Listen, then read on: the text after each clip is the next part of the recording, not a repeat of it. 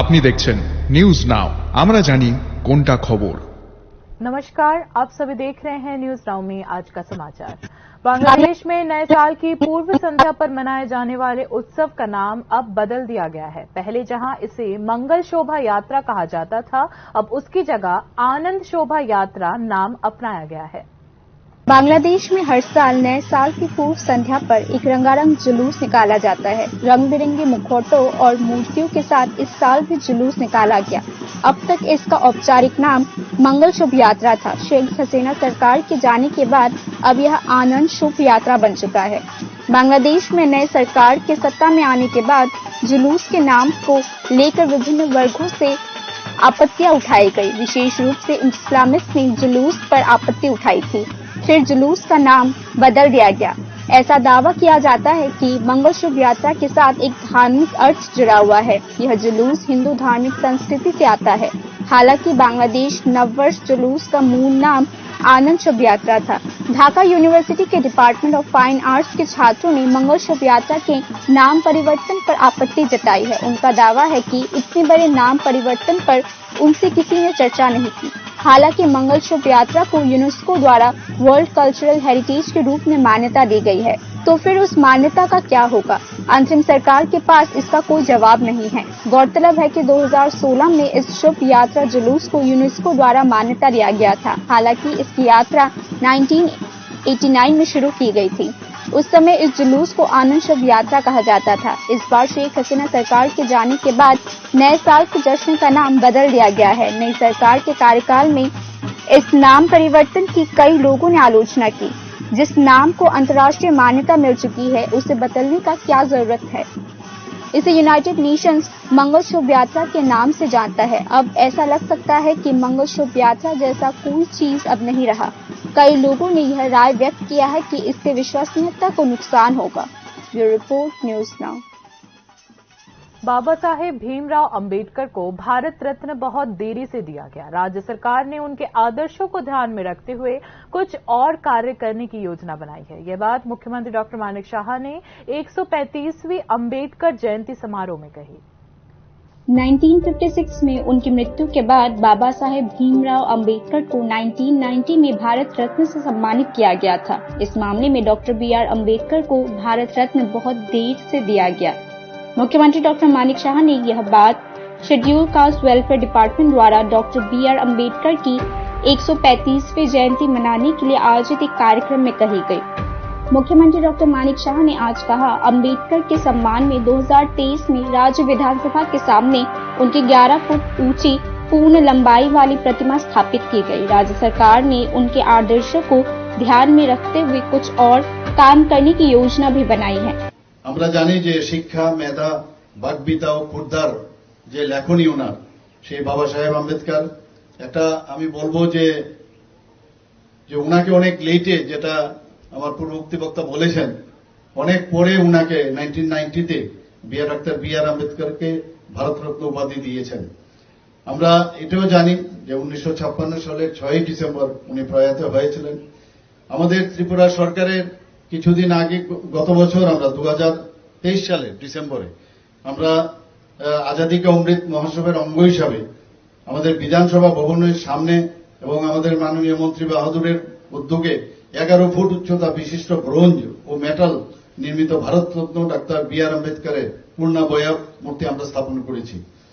আমরা এটাও জানি যে এখানে আমরা শুধু আজকে এখানে ওনার জন্মবার্ষিকী পালন করলাম, সেখানে আমরা সীমাবদ্ধ না থেকে আমরা ওনার যে আদর্শ আমাদের সামনে রেখেছেন, সেটাকে সামনে রেখে আমরা আরো কিছু কাজ করার আমরা চিন্তা ভাবনা করছি। আমরা জানি যে এখানে যারা স্টুডেন্টরা আছেন, এদের pre metric scholarship, post metric scholarship থেকে বিভিন্ন যে সুবিধা দেওয়া, হোস্টেল থেকে আরম্ভ করে বিভিন্নভাবে ওনাদের যাতে আর্থিকভাবে সাহায্য করে ওরা সামনের দিকে পড়াশোনা করতে পারে, বিভিন্ন বৃত্তি আমরা দেওয়ার চেষ্টা করেছি। এখানে মাধ্যমিক পাশ করার পরও তাদেরকে আমরা বৃত্তি দেওয়ার আমরা ব্যবস্থা আমাদের এই ডিপার্টমেন্ট থেকে, তপশিল জাতি যে ডিপার্টমেন্ট আছে সেখান থেকে ব্যবস্থা করা হয়েছে। আমরা আগামী দিন আজকের যে ওনার 135তম যে জন্মবার্ষিকী আমরা অনুষ্ঠিত করছি। अम्बेडकर जयंती हर साल मनाई जाती है, लेकिन इसे यहीं तक सीमित नहीं रखा जाना चाहिए। अनुसूचित जाति के लोगों के साथ साथ आम लोगों को भी उनके दिखाए मार्ग पर चलते हुए देश के सामाजिक आर्थिक विकास के लिए काम करना चाहिए। मुख्यमंत्री डॉक्टर मानिक शाह ने कहा, अगली पीढ़ियों को भी उनके बारे में अधिक जानकारी होनी चाहिए। আমরা প্রতি বছরই এখানে আসি, গত 2 বছর ধরে তো আমি আসছি এখানে, এবং ওনার প্রতি আমরা যে সম্মান দেওয়া সেই সম্মান আমরা প্রতিনিয়ত দিই। এখানে সীমাবদ্ধ থাকলে চলবে না। আমাদের মাননীয় মন্ত্রী বাহাদুর বলেছেন যে আমাদের ত্রিপুরা সরকার কিভাবে তপশিল জাতিদের জন্য আমাদের সরকার কি করছেন, ওনার যে আদর্শ আমাদের কাছে রেখেছেন, উনি আমাদের যেভাবে পথ চলা দেখিয়েছেন সেই দিশায় কিন্তু আমরা কাজ করছি। আমরা জানি যে এরকম একজন অন্যতম দার্শনিক এবং অর্থনীতিবিদ এবং সমাজ সংস্কারক এবং স্বাধীনতা সংগ্রামী আমাদের দেশে একজন বিরল। এবং আমরা এটাও জানি যে সংবিধান যারা তৈরি করেছিলেন সেই সংবিধান প্রণেতাদের অন্যতম প্রধান ব্যক্তি, এবং দলিত মানুষের জন্য উনি যেভাবে কাজ করেছেন আমরা এই বিষয়ে সবাই অবগত আছি। আমার পূর্ববর্তী বক্তা বিস্তারিত আলোচনা করেছেন, কিন্তু এখানে যারা উপস্থিত আছেন, বিশেষ করে যারা ছাত্রছাত্রীরা আছেন, আজকের ওনার এই জন্মবার্ষিকীতে আরো বেশি আমাদের প্রতিজ্ঞা করতে হবে ওনার সম্পর্কে আরো বেশি জানা, কিভাবে উনি ওনার কাজ করেছেন সেই বিষয়ে জানা। अम्बेडकर जयंती पहली बार 14 अप्रैल 1929 को पुणे में मनाई गई थी। अम्बेडकर जयंती का मुख्य उद्देश्य समाज में समानता, भाईचारा और न्याय के विचारों को फैलाना है। संविधान के निर्माण में डॉक्टर अम्बेडकर के योगदान ने भारत को एक आधुनिक, लोकतांत्रिक और समाजवादी राज्य बनाने के लिए ठोस आधार प्रदान किया है। भारत के संविधान में महिलाओं, पिछड़े वर्गों और दलित समुदायों के सशक्तिकरण के लिए कई महत्वपूर्ण कदम उठाने में सरकार की भूमिका सुनिश्चित की गई है। यह कार्यक्रम अगरतला में उज्जैन पैलेस के सामने आयोजित किया गया। Bureau report, news now. देश में संविधान आक्रमण का शिकार हो रहा है हस्तक्षेप। लोगों के कानूनी अधिकार और मौलिक अधिकार शत विक्षत हो रहे हैं। इस प्रकार की शिकायत त्रिपुरा प्रदेश कांग्रेस ने की। सोमवार पोस्ट ऑफिस चौमोहानी में कांग्रेस भवन परिसर में आयोजित अंबेडकर जयंती के कार्यक्रम में त्रिपुरा प्रदेश कांग्रेस अध्यक्ष आशीष कुमार शाह ने कहा कि संसद में बाबा साहेब का जो अपमान किया जा रहा है, इसके खिलाफ समाज के सभी वर्गों से एकजुट आंदोलन की अपील भी त्रिपुरा प्रदेश कांग्रेस ने की। ভারতবর্ষে আজকে সংবিধান আক্রান্ত, এই সংবিধানের উপর চলছে নানাভাবে হস্তক্ষেপ। মানুষের আইনি অধিকার, মানুষের সাংবিধানিক অধিকার, মৌলিক অধিকার আজকে নানাভাবে ক্ষতবিক্ষত। যে বাবা সাহেব সারা পৃথিবী জুড়ে যাকে देश की एकता, अखंडता और धर्मनिरपेक्षता को नष्ट करने की कोशिश चल रही है, ऐसा आरोप लगाया वामपंथी त्रिपुरा अनुसूचित जाति समन्वय समिति ने। रविवार को समिति की ओर से राजधानी के सिटी सेंटर के सामने 135वीं अंबेडकर जयंती का आयोजन किया गया। आरएसएस और उसके आदर्शों से संचालित भारतीय जनता पार्टी नहीं चाहती कि संविधान बना रहे। इस दिशा में संविधान को बदलने की कोशिश हो रही है, ऐसा आरोप इस दिन समिति के अध्यक्ष व पूर्व मंत्री रतन भौमिक ने लगाया। আমাদের দেশের যে ঐক্য, সংগতি, ধর্মনিরপেক্ষ রক্ষার জন্য যে সংবিধান, এটাকে আজকে পাল্টে দেওয়ার জন্য একটা শক্তি প্রতিনিয়ত চেষ্টা করছে। বিশেষ করে আরএসএস এর আদর্শে অনুপ্রাণিত বিজেপি দল সরকার চালাচ্ছে। সরকার এবং দল দুটো মিলে আমাদের দেশের সর্বনাশ করার জন্য উঠে পড়ে লেগেছে, এবং সেজন্যই তারা ভারতবর্ষের সংবিধান এটা থাকুক এটা চাইছেন না। 2018 में कैलाश शहर के चंडीपुर में बैद्यनाथ मजुमदार की मूर्ति टूटने की घटना किसी राजनीतिक साजिश का परिणाम नहीं बल्कि जन आक्रोश की उपज थी। सामाजिक कल्याण एवं समाज शिक्षा मंत्री टिंकू रॉय ने इस पर प्रतिक्रिया देते हुए कहा कि ध्वस्त मूर्ति के अवशेष वहां पड़े रहने के कारण वह स्थान दुर्घटनाओं का कारण बन गया था और स्थानीय लोगों ने उसे हटाने की मांग की थी। मूर्ति स्थापना को लेकर राजनीति नहीं होनी चाहिए। यदि आवश्यकता पड़ी तो सीपीआईएम सीपीआईएम अपने पार्टी ऑफिस के सामने दिवंगत नेता की मूर्ति स्थापित करे, हम पूरा सहयोग करेंगे। फिलहाल राम की मूर्ति किसने स्थापित की, ये जानकारी हमारे पास नहीं है। ऐसा भी प्रतिक्रिया दी मंत्री टिंकू रॉय ने।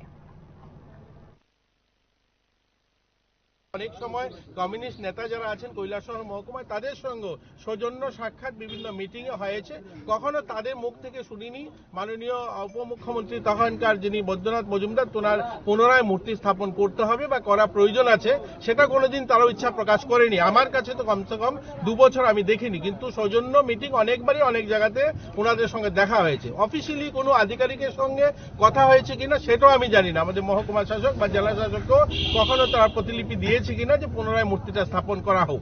এখন সেখানে কে বা কারা রামের মূর্তি বসিয়েছে, এখন তারা अंबेडकर जयंती के कार्यक्रम के दौरान असामाजिक तत्वों द्वारा हमला किया गया। इस हमले में कमलपुर के एक वामपंथी अनुसूचित जाति नेता गंभीर रूप से घायल हो गए। आरोप स्थानीय बीजेपी नेताओं पर लगाए गए हैं। विरोध स्वरूप सीपीएम में समर्थकों ने थाने का घेराव किया। इस घटना को लेकर शुरमा विधानसभा क्षेत्र के वमनछड़ा पंचायत के हटात बाजार में भारी सनसनी फैल गई है।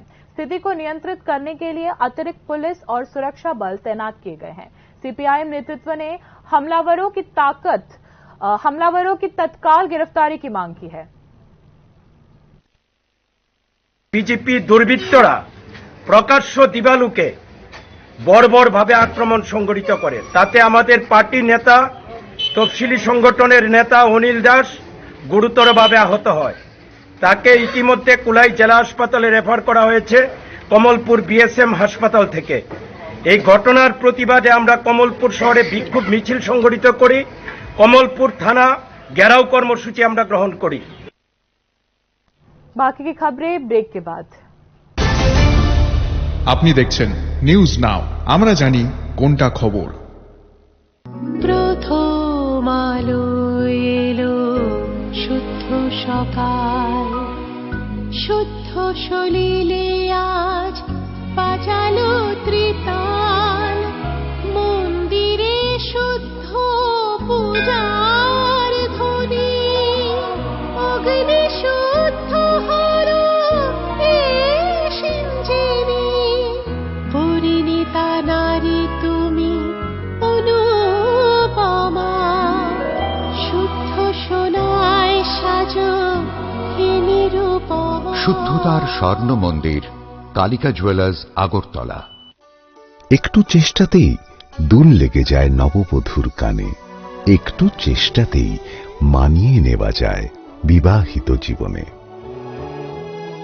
নানা অনুভূতি জড়ানো বিয়ের গয়না, শ্যাম সুন্দর কোম্পানি জুয়েলার্স। আপনি দেখছেন নিউজ নাও, আমরা জানি কোনটা খবর। आगे की खबरें कुछ इस प्रकार है। 2019 से 20 में संसद से सीएए पारित होने के बावजूद भाजपा आम जनता खासकर अल्पसंख्यकों को उसकी सही जानकारी देने में असफल रही, जिससे भ्रम और चिंता की स्थिति बनी हुई है। ठीक उसी तरह अब यह सवाल उठ रहा है कि क्या भाजपा वक्फ विधेयक 2025 की भी समुचित व्याख्या करने में विफल रही है। त्रिपुरा समेत कई जगहों पर पार्टी अब तक जनता को इस बिल को लेकर स्पष्ट रूप से नहीं समझा पाई है, जिसका लाभ कांग्रेस और सीपीआईएम जैसे विपक्षी दल उठा रहे हैं। केंद्र और राष्ट्रीय स्तर पर कई राज्यों के बुद्धिजीवी और पार्टी नेताओं ने वक्फ बिल में संशोधन की आवश्यकता को स्पष्ट रूप से समझाया है, लेकिन भारतीय जनता पार्टी अभी तक त्रिपुरा में आम लोगों को, विशेषकर अल्पसंख्यकों तक इस विधेयक के सार को नहीं पहुंचा पाई है और विपक्षी सीपीआईएम और कांग्रेस इसका फायदा उठा रही है। वक्फ बिल में संशोधन को लेकर राज्य के विभिन्न हिस्सों में पहले भी अवांछनीय घटनाएं हो चुकी है। कांग्रेस और सीपीआईएम के प्रत्यक्ष या अप्रत्यक्ष समर्थन से अल्पसंख्यकों के समक्ष उत्पन्न अप्रिय स्थिति से यह स्पष्ट है कि जहां विपक्षी दल संशोधित नए वक्फ बिल के संबंध में अल्पसंख्यकों के बीच गलत और भ्रामक धारणाएं पैदा करने में सफल रही है, वहीं बीजेपी इस मामले में अभी तक राजनीतिक रूप से पीछे है। इसी तरह की घटनाएं 2019-20 में संसद में सीएए को पेश और पारित करने के दौरान भी हुई। विपक्षी राजनीतिक दलों ने यह कहकर कि सीएए अल्पसंख्यकों को उनके नागरिकता अधिकारों से वंचित करेगा तथा कथित विरोध प्रदर्शन आयोजित करने में सफल रही थी।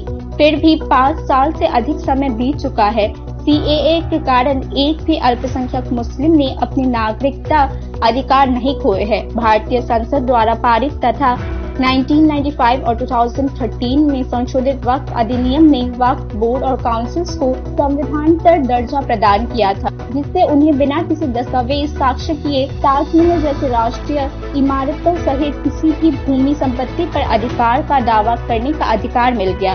ऐसे दावों पर वक्फ परिषद द्वारा निर्णय लिया जाता था तथा सिविल कोर्ट में अपील की कोई संभावना नहीं होती थी, जिससे राजनीतिक विश्लेषक संविधान के कई अनुच्छेद का प्रत्यक्ष उल्लंघन मानते हैं, जिसमें महत्वपूर्ण अनुच्छेद 14 शामिल है, जो कानून के समक्ष समानता के अधिकार की गारंटी देता है। दुर्भाग्यवश भूमि जिहाद के लाभार्थी मुट्ठी भर धनी अल्पसंख्यक अर्थात भूमि माफिया है। केंद्र सरकार ने दावा किया है कि संविधान और कानून की स्थिरता के तथा नागरिकों के अधिकारों के हित में पुराने वक्फ बिल की कई धाराओं जैसे 40, 104, 108 आदि को निरस्त करना आवश्यक था। यह संशोधन भारतीय संसद के इतिहास में दूसरा सबसे लंबा बहस और संयुक्त संसदीय समिति की 32वीं बैठक के बाद पारित किया गया, जहां 1 करोड़ से अधिक लोगों ने प्रस्तावित संशोधन के समर्थन में अपने लिखित आवेदन भेजे थे। फिर भी राजनीतिक विश्लेषक और अन्य लोग यह समझने में असफल रहे हैं कि भारतीय जनता पार्टी आम लोगों और अल्पसंख्यकों को वक्फ विधेयक में संशोधन की आवश्यकता समझाने में विफल क्यों रही है। वह विशेष रूप से अल्पसंख्यकों को समझाने के लिए कोई कदम क्यों नहीं उठा रही। सबसे महत्वपूर्ण बात यह है कि केरला की क्रिश्चियन बिशप काउंसिल ने संसद में सभी विपक्षी दलों से वक्फ अधिनियम में संशोधन का समर्थन करने की अपील की थी और यही कारण है कि गांधी परिवार के सदस्यों ने संसद में इस मुद्दे पर बात नहीं की। विपक्षी राजनीतिक दल राज्य के केला शहर, बिलोनिया, सुनामुड़ा आदि स्थानों पर विरोध मार्च आयोजित करके वक्फ बिल में संशोधन के मुद्दे को भुनाने की कोशिश कर रहे हैं। ऐसे में इस बात को लेकर अटकलें लगाई जा रही है कि सत्तारूढ़ भाजपा इस बेहद संवेदनशील मुद्दे में क्या भूमिका निभाएगी। Bureau report, news now. मत्स्य पालन मंत्री सुधांशु दास ने बांग्ला नववर्ष के अवसर पर राज्य में कुल 21 स्थानों पर सस्ती कीमतों पर मछली बेचने के निर्णय की घोषणा की। इस स्थिति में हिल्सा मछली की कीमत 1200 रुपये से 1500 रुपये तक होगी।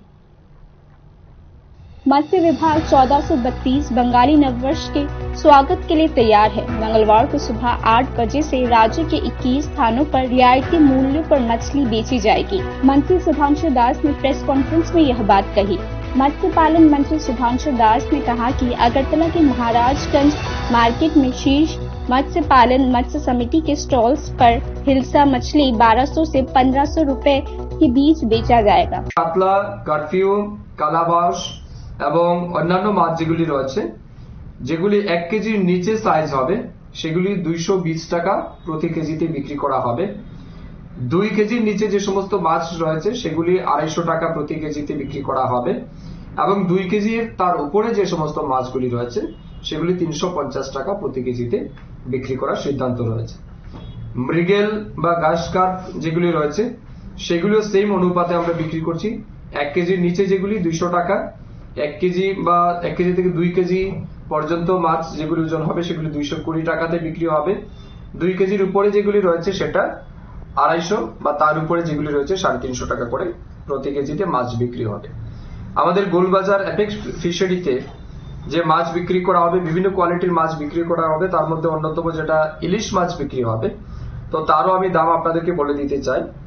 ইলিশ মাছ 800 থেকে 1 কেজি পর্যন্ত ওজনের মাছ 1200 টাকা প্রতি কেজিতে বিক্রি করা হবে। 1 কেজি থেকে 1200 গ্রামের মাছ 1300 টাকা প্রতি কেজিতে বিক্রি করা হবে। 1200 থেকে 1500 কেজি 1500 গ্রামের যেগুলি রয়েছে মাছ সেগুলি 1500 টাকা করে প্রতি কেজিতে বিক্রি করা হবে। কোকিলা মাছ বা সামুদ্রিক মাছ যেটা বিক্রি হবে সেটা প্রতি কেজি 150 টাকা করে বিক্রি করা হবে। तो ये হচ্ছে ফিশারি ডিপার্টমেন্টের সিদ্ধান্ত। इन सभी चयनित स्टॉल्स पर कुल 6000 किलो मछली बेचे जाएंगे। मत्स्य पालन मंत्री ने कहा कि मछलियां फर्स्ट कम फर्स्ट सर्व्ड के आधार पर बेची जाएगी। লামসাম আমাদের 6000 কেজির মতো মাছ আমরা বিক্রি করব আগামীকাল। কিন্তু এটা সাফিসিয়েন্ট না, আমাদের প্রচুর পরিমাণের মাছ লাগে। তো আমরা যাতে মার্কেটে দামের সামঞ্জস্য বজায় রাখা যায়, খুব ঊর্ধ্বগতি যাতে না হয় বাজারে মাছের রেট, তার জন্য এই সিদ্ধান্ত আমরা নিয়েছি এবং এটা বিশেষ করে ফার্স্ট কাম ফার্স্ট সার্ভ বেসিসে মাছ দেওয়া হবে, অর্থাৎ যারা আগে যাবে তাদেরকে মাছ দেওয়া হবে। তো আমি চাই সরকারি রেটে আপনারা মাছ নিন এবং ফিশারি डिपार्टमेंट जो उद्योग ग्रहण करेছে সেখানে সহযোগিতা করবেন। त्रिपुरा में मछली बाजार आमतौर पर नए साल के दौरान काफी सक्रिय रहता है, क्योंकि इस समय मछली एक महत्वपूर्ण खाद्य पदार्थ है, खासकर बंगालियों के बीच। महाराजगंज बाजार में राज्य मत्स्य पालन विभाग के आउटलेट्स के अलावा फिशरीज डिपार्टमेंट कंचनपुर, पानीसागर, धर्मनगर, कुमारघाट, करमचरा, फटिकराय, भोंकी, तेलामुड़ा, जिरानिया, मोहनपुर, कलाम, चौरा, उदयपुर, कमला सागर, बागमा, अमरपुर और शांति बाजार मार्केट में रियायती मूल्यों पर मछली बेचेगा। मत्स्य पालन मंत्री सुधांशु दास ने दावा किया है कि हालांकि यह जरूरत की तुलना में पर्याप्त नहीं है, लेकिन यह पहल मछली की कीमतों में नियंत्रण लाने के लिए कुछ हद तक मदद करेगा, खासकर बैशाख के पहले। Bureau report, news now. राज्य सरकार आउटसोर्सिंग भर्ती में 50 वर्ष की अधिकतम आयु सीमा लागू नहीं कर रही है। एक तरफ जहां आयु सीमा घटाकर 40 वर्ष कर दी गई है, वहीं दूसरी ओर पुनर्नियुक्ति की प्रक्रिया में भी असंतुलन देखा जा रहा है। परिणाम स्वरूप वृद्ध, शिक्षित और बेरोजगार लोग स्वाभाविक रूप से मानसिक अवसाद का शिकार हो रहे हैं।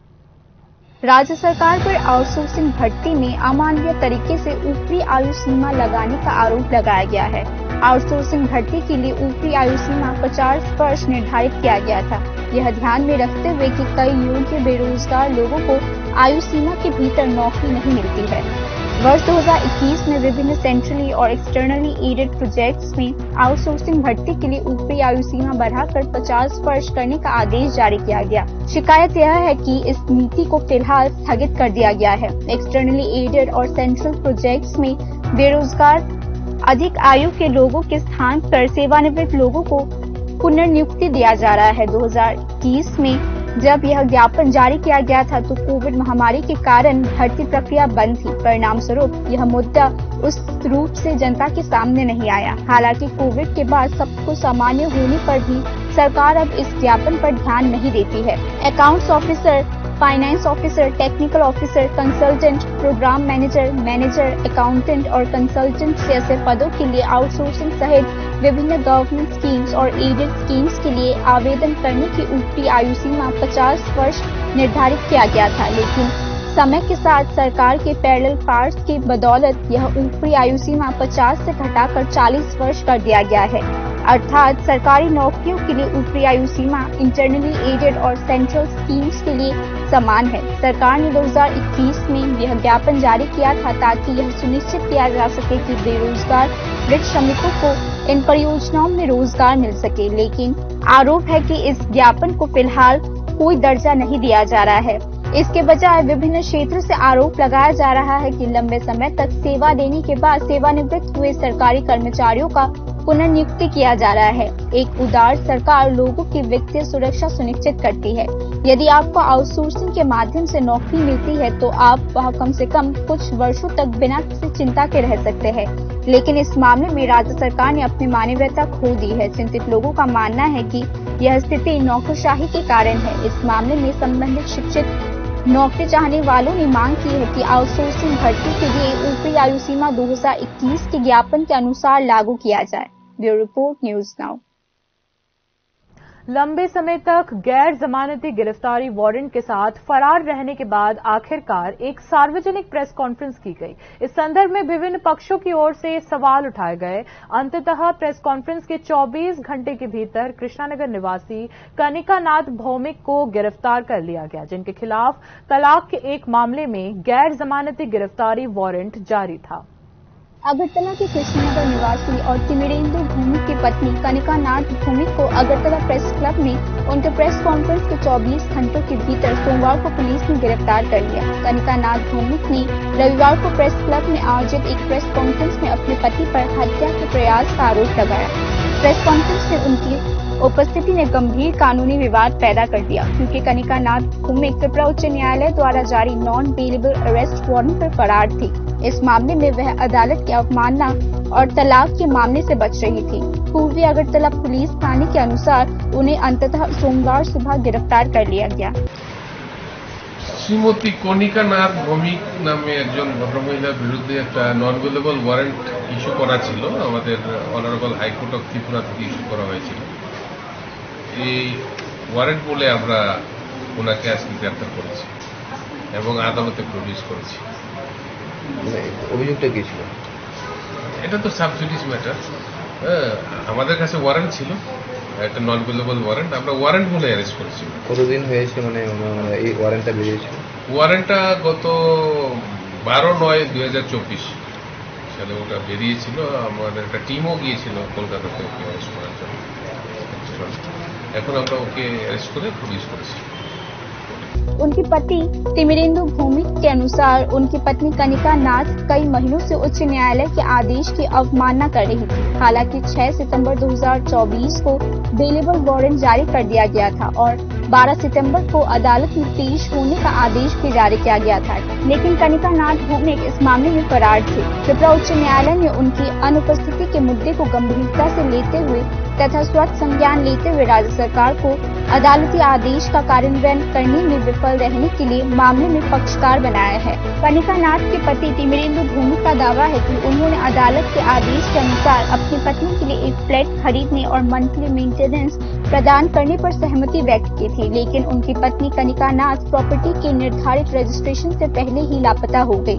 इसके बाद त्रिपुरा उच्च न्यायालय ने कनिका नाथ भौमिक की गिरफ्तारी के लिए नॉन बेलेबल अरेस्ट वारंट जारी किया। इतना ही नहीं, 13 सितंबर 2024 को देश के सर्वोच्च अदालत ने कनिका नाथ की विशेष याचिका खारिज कर दिया और त्रिपुरा उच्च न्यायालय के आदेश को बरकरार रखा। विभिन्न पक्षों से यह सवाल उठाया जा रहा है कि जिस व्यक्ति के खिलाफ valid non bailable arrest warrant जारी है, उसे बिना किसी पुलिस हस्तक्षेप के प्रेस कॉन्फ्रेंस करने की अनुमति कैसे दी गई। इसके बाद पुलिस ने मंगलवार को कनिका नाथ भौमिक को गिरफ्तार कर अदालत में पेश किया। Bureau report, news now.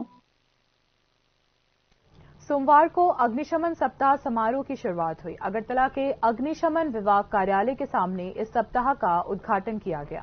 अग्निशमन विभाग ने बताया कि यह सप्ताह अग्निशमन विभाग के वीर शहीदों को श्रद्धांजलि अर्पित करने के उद्देश्य से मनाया जा रहा है। यह अग्निशमन सप्ताह 20 अप्रैल तक चलेगा। सप्ताह भर चलने वाले इस कार्यक्रम का आयोजन पूरे राज्य के 51 फायर स्टेशन में किया जाएगा। 1944 সালে তো পরাধীন ভারতে বোম্বে ভিক্টোরিয়া ডকে যে এক্সপ্লোসিভ বোঝাই জাহাজ বিস্ফোরিত হয়ে যে 800 লোক মারা গিয়েছিল এবং এই ফায়ার ফাইটিং করতে গিয়ে যে 71 জন ফায়ার ফাইটার শহীদ হয়েছিল, তাদের স্মৃতির প্রতি শ্রদ্ধা জানাতে এবং ফায়ার সেফটি মেজার নিয়ে জনগণের মধ্যে অ্যাওয়ারনেস সৃষ্টি করা। बाकी न्यूज अपडेट्स के लिए देखते रहिए न्यूज नाउ। शुभ रात्रि।